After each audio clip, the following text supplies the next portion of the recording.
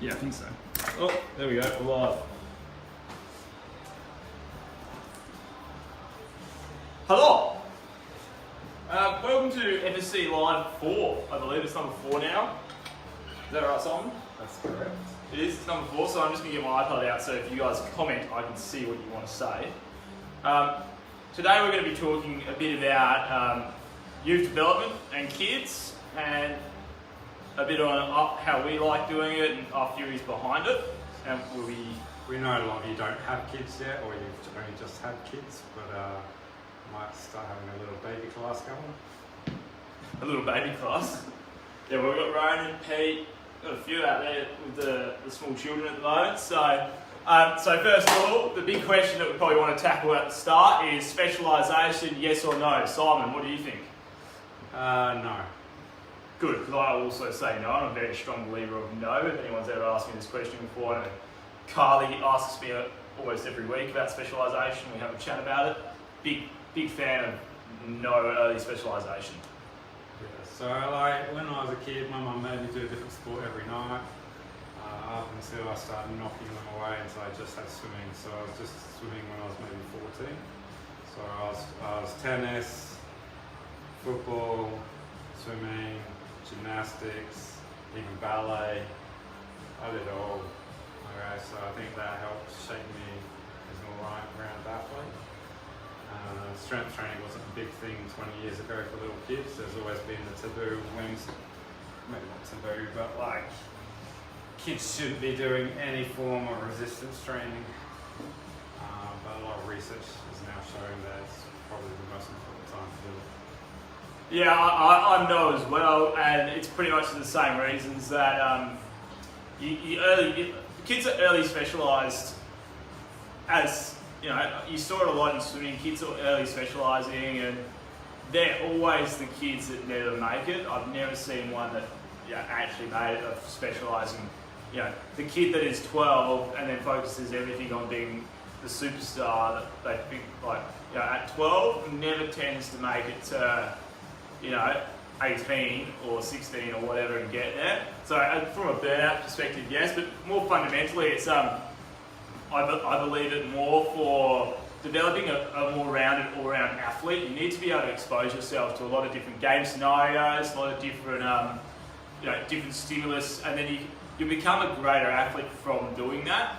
There's a million examples of the best athletes in the world that did as much stuff as possible when they were young, and they became one of the most elite. And they always talk about athleticism as a key one of their key traits. And there's only maybe 3 off the top of my head that you can say those kids only did one sport and they made it.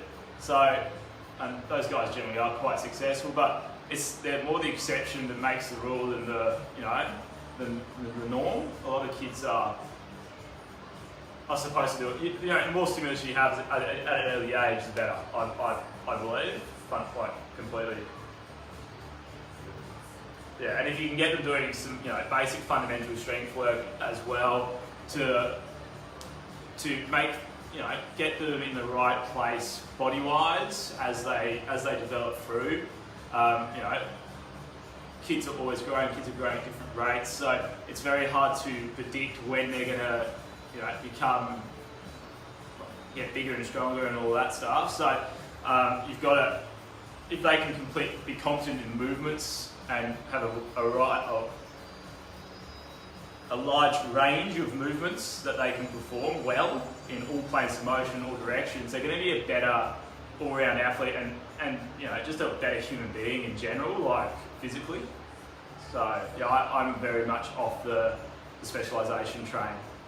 I guess you've got 2 extremes as well in today's society. You've got the kids that play too much technology and the kids that are doing too much sports. It's finding that right kind of balance between.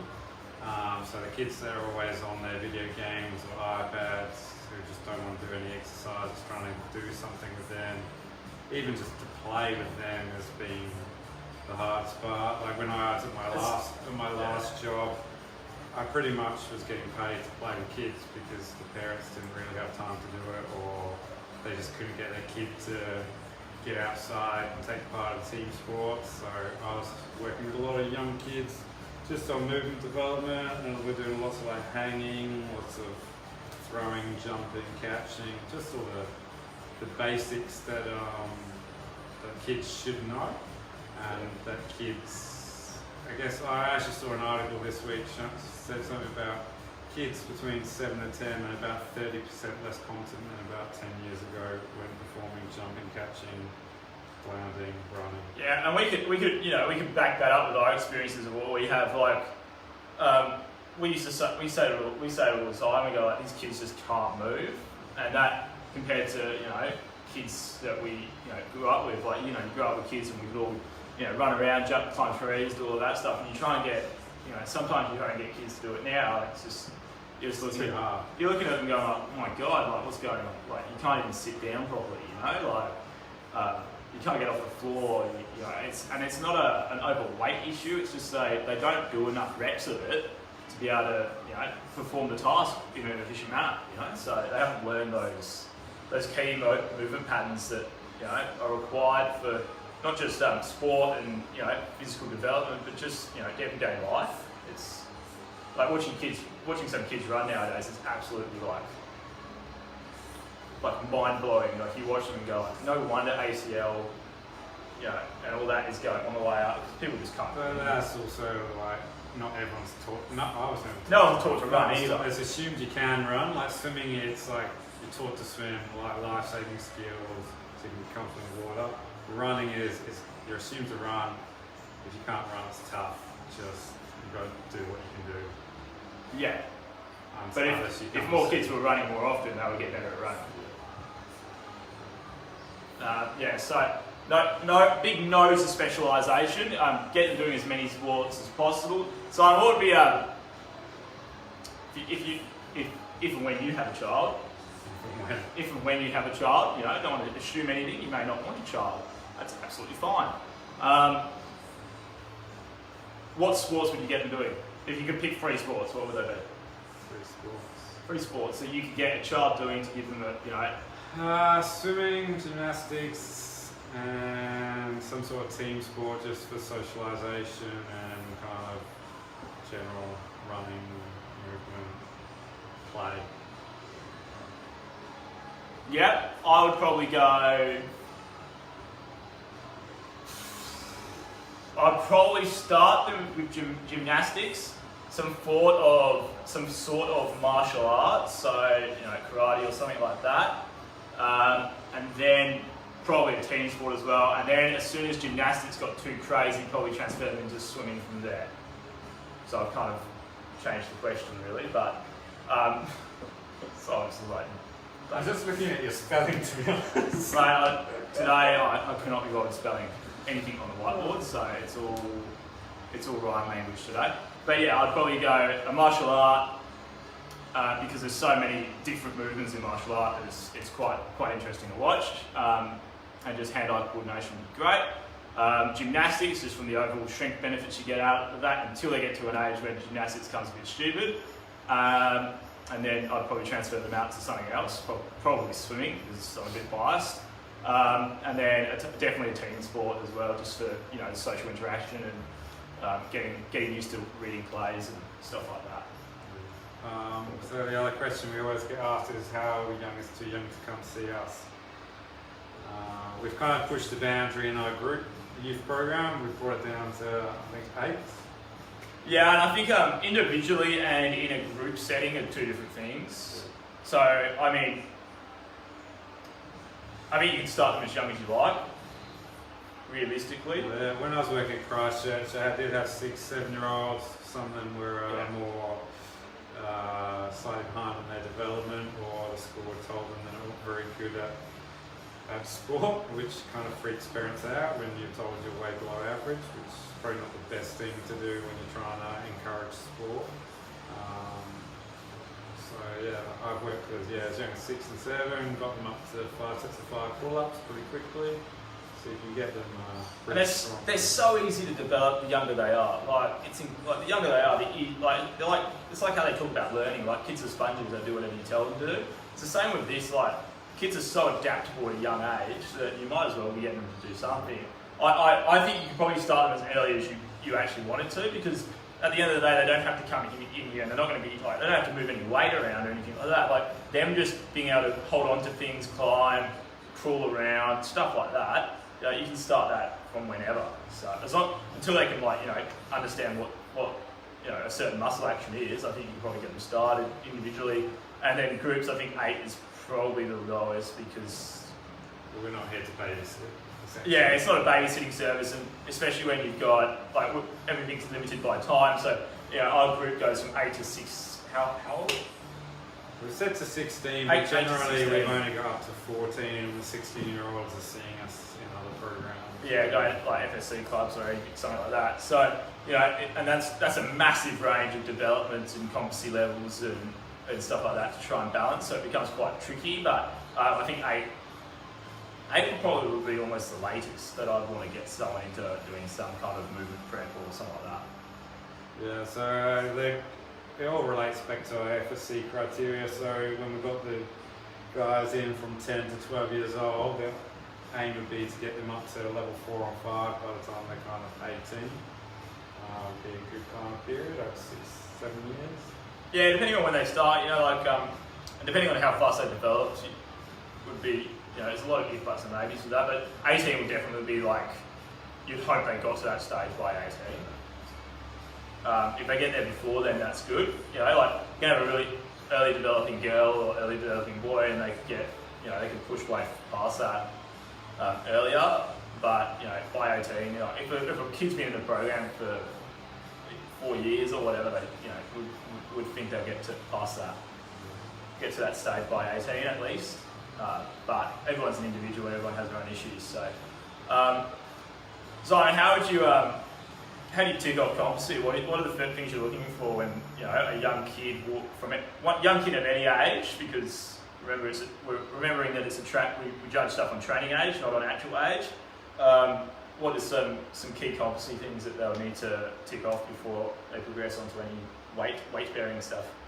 So similar to what we get you adults to do as well, they've got to be able to do squat movement, general hinge, land, hold their own body weight. What else we got? Catching. Even we're throwing running and catching with the kids. We don't really do it with the adults because we don't want to embarrass them. Yeah, well, and also it's a bit of what you guys are paying for is probably not to learn how to catch, So, but for kids, it's a fundamental thing that they probably should know. Juggling is such an underused skill. I learned juggling last year. I feel I don't feel a lot better. It's not saved my life or anything, but it's something that I can now do, and I feel quite happy about it.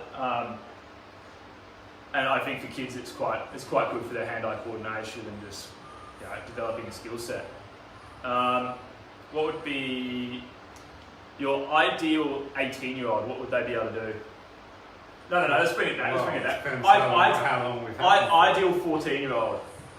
Ideal 14. Ideal 14-year-old. Just walked in the door, or? Well, if someone said, what would be what would you be happy seeing a 14-year-old being able to do? I think a few of the 14-year-olds would be.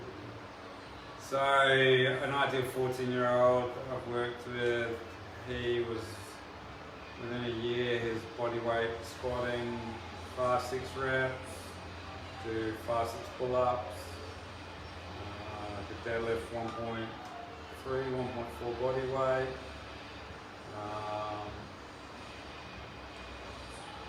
He was kind of a cross between swimming and running, didn't know what sport he wanted to do, so we were kind of just doing general strength, so we're just getting him strong. So it goes back to the specialisation, where we were we're providing exercises that would get him strong for both sports, but not trying to be, alright, you're going to be a swimmer or you're going to be a runner, so let's focus on one or the other. And that's probably about it.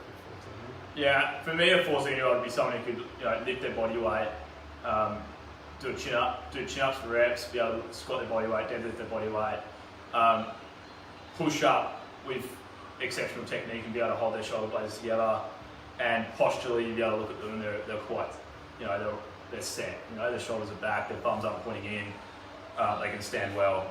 They can land, they probably can jump, and they probably bounce as well. And by bouncing, that is jumping, landing and jumping again with a landing at the end, most likely.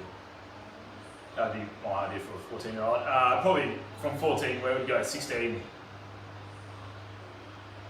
So just be progressing those, I guess, 1.25, 1.5 body weight. Yeah. Adding bench press if they're able to do the push-up, adding weight to the pull-up, progressing their jumping and landing ability, so more continuous boundings. Yeah, so I'd probably go with a pull-up that is 1.25 or higher. That's what the majority of my elite swimmers are doing at 16. 1.25 or higher, they can squat around 1.25, deadlift around 1.5, progressing on to a bench press, can bench press their probably 0.75 of their body weight would be a minimum standard, and a progression on the jumping, the landing, single leg jumping, landing, and hopping in multiple directions would be probably where I'd look at. So I know we've spoken a lot about kids in sport, but we're not just working with kids in sport. It's like... No, we work with a lot of kids that are just trying to move better, be fitter, stronger, and same goals as the majority of adults have. Like they want to live a better quality of life. They just want to learn how to use a gym because they might have a school gym, but there's no trainer or no one in there who can teach them, so they come spend time with us. We give them a program, we just touch base with them once a week, once a month. Yeah. It just so happens that the majority of kids that want to go to a gym are doing a sport at the same time because they're that way inclined, and their parents are have got that kind of thought process that this might be a good thing for their kids. What's great. So what are the key benefits? Key benefits: you're strong, you look good, feel good. You're less likely to get injured. Injury reduction's a massive thing. Posturally, you're not going to be all hunched over. Like decreases your posture long term. And these are not just like decreasing the chance of injuries when you're young. This is like you've got this standard now. Your body is adapted to that. As long as you have a basic amount of maintenance, that's going to last you for the next 10 to 20 years of your life, kind of deal. Because you're already set up in that way. Your body's developed into this, almost a pre-adult, that you can, your body doesn't change that much past whatever stage. So, if you're already set up in that phase, you're going to be a lot better on when you get older. It's a long term. Look at it. You go, well, if you're strong, if you get through puberty and after puberty, you check all these boxes. From that point on, you're going to be pretty sweet. Until obviously the declines start happening. But then you're already ahead of the curve for the declines because your body is already at this level and not at this level. So your decline will probably be back to everyone's normal by the time you're old. So a big part of it is setting you up for life. So once we get these 16, 17, 18-year-olds in the gym, they kind of know how to use the equipment, they're comfortable, they can go and work out regularly. When athletes retire, they just completely stop. That's where you see people like Jeff Hugel put on how many kilos? Maybe about 50 kilos. An excessive amount of weight for the amount of cocaine that he was doing. Yeah, a lot of athletes, they just pretty much just break away from the sport and health and fitness completely, gain a lot of weight, and then they struggle emotionally and physically to actually get back into reasonable shape of fitness. Jeff Hugel's a good example. He went from athlete to overweight back to athlete, then back off. But so, there's a lot of other issues involved with that as well. That's not as an athlete leaving the sport and the emotional trauma that goes through that as well. So there's some other factors to that as well. It becomes a pretty sticky subject when you start talking down that lines, but we've got. It's just a physical example of what he could achieve. Yeah, exactly. Take out the drugs. Yes. Now we're on that. we've gone from kids to this. Well, Excellent. yeah, my thought was just essentially like long-term health and fitness, like get them in young, get them to understand how it is, sets them up for life. Yeah, and gives them the knowledge base to be able to go away from this the kid gym situation to a because people will grow up here. You grow up somewhere, you move to somewhere else, and then you move somewhere else. So you have a fundamental appreciation and knowledge base. You can go and apply it somewhere else and still be able to do something quite personal out of it. I guess that's the main benefits, and that's why we like working with kids so much, because we want to, it's thinking long. We're very long-term thinking individuals with how we program, how we look at development, and if we can get them in young and develop them through an extended period of time, they're going to be in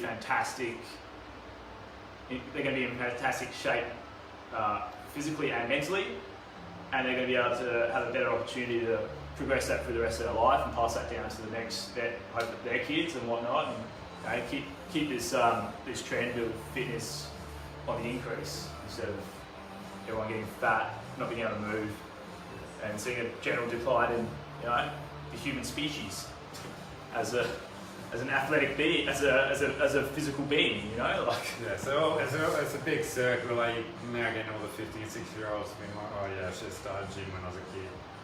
Like, yeah, so. I was quite lucky. My mum set me up with a gym when I was about 14, maybe. When I started taking swimming seriously, mum had me in the gym, and I had a great PT, and I had a great exercise phys down in Bunbury. Shout out to Margaret Rhodes. She's not on this group, but if you're ever in Bunbury and any of you guys move to Bunbury, be sure your first stop should be to Maximal Results and check out Marg down there. Simon, you know Marg as well, don't you? Yeah, I know Marg. I think she lectured a couple of times. Yeah, she's great. So she developed me as an athlete when I was young, and look at me now. So I'm sitting here talking to you about it. So it obviously did something well. All right, moving on from kids with some other things that we want to talk about, and one thing is the new programs. We're getting a lot of questions on something. Simon, what was that? So we started adding the RPE scale, or we haven't actually put the scale out yet. We're actually looking to get you guys to help us ride it, just to make it a bit of fun. But essentially it's a 1 to 10 scale. We've got a daily one, how you feel on the day, and a sessional one. Post-session one. How hard you found the session. Yep. So that way it allows you, so if you're feeling lousy, you can tell us and we can adjust kind of the weights and rep scheme that you're actually doing in your sessions. Yeah. It's realistically a way of giving us more ways to monitor you guys, to make sure you're not overtraining. We're managing to balance your training around your life, because training is not your life, it's something you insert into your life for sustainability. So make sure we can balance that, and also so you can get the best results. There's no point, stimulate not annihilate is a big thing that me and Simon like to talk about. Is you want to stimulate adaptation, you don't want to annihilate your body. For everyone that came on Monday, Tuesday, and Thursday, you probably thought you were getting annihilated, but that was a peak week. We'll probably redo that next week. That was a bit of an annihilation week. Sorry, I was hungry on Monday.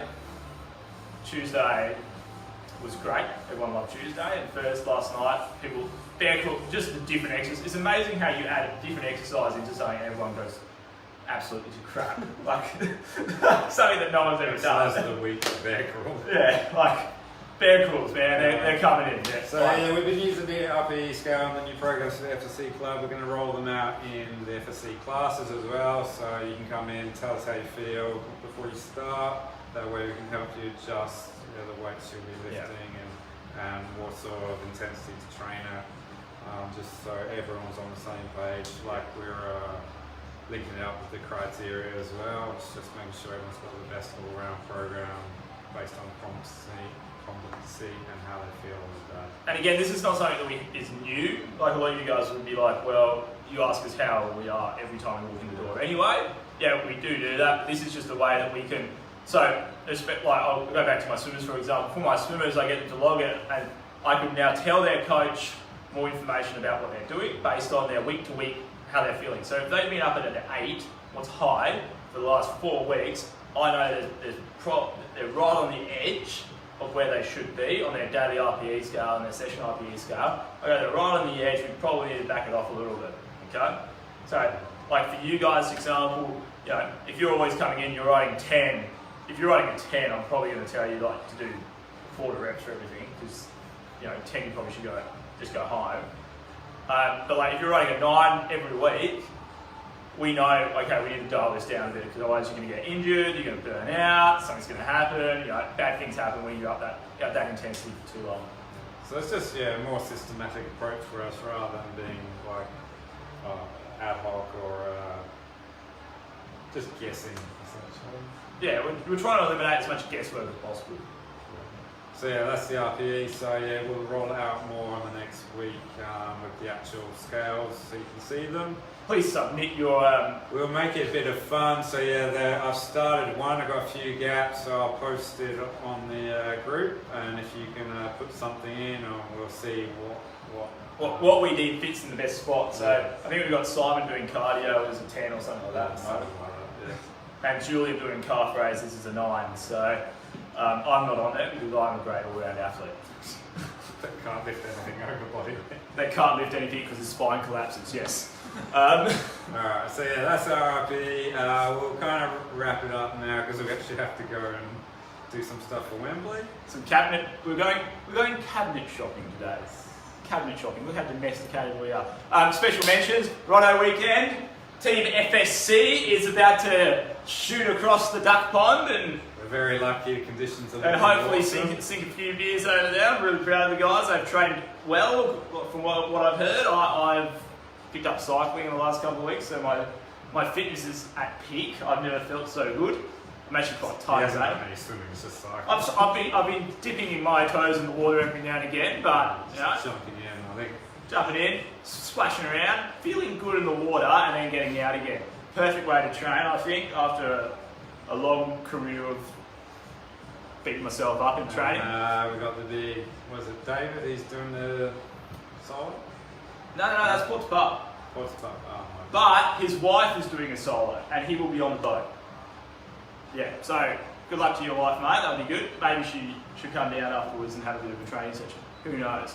And Brady's got a tough day. Brady's got a tough. Brady's got a tough day at the office. He's driving the boat. He has said he is officially retiring from skippering the Rottnest Channel swim after this one because every year it seems that his boat has a hole in it. There's a mad rush to get everything ready. So going from the extreme of being in the top 5 with Hardy last year to Team FSC making it across the line. You know, like we're doing it for a great cause. We're doing it for the 20 years at the grammar school and Bob Marshall doing those swims. So it's a good reason to get the togs back out and for Brent to go buy some togs. That was yeah.